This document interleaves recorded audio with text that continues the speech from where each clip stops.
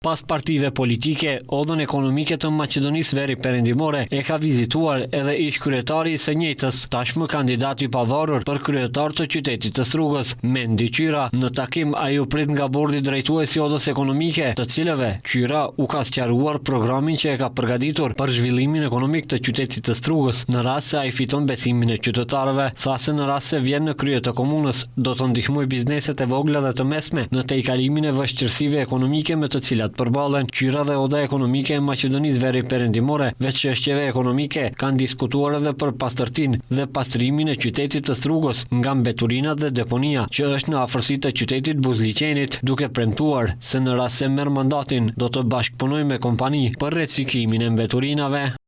Tani bashkëpunimi me Odën Ekonomike dhe me anëtarët e saj gjithsesi duhet vazhdohet bashkëpunojë. Kërkesat thash ato më të rëndësishme janë që të funksionalizojmë administratën, të jepen leje më shpejt, sillen plan urbanistike, të kenë qasje deri tek administrata, të ketë transparencë, të zbatohet ligji, të gjithë këto u biseduan. Mendi Qyra është kandidat i pavarur për kryetar të qytetit të Strugës, por i njëjti mbështetet publikisht edhe nga koalicioni shqiptar, që është pjesë e qeverisë. Koalicioni Vlend, përveç Qyrës, në garë për Strugën është edhe Arsim Dalipi nga Aleanca Kombëtare për Integrem. Ndërkaq, takim me krerët e Odës Ekonomike në prag të zgjedhjeve lokale kanë pasur të gjitha subjektet politike, ndërsa nesër në takim pritet të vijë kandidati i pavarur për komunën e Gostivarit, Visar Ademi.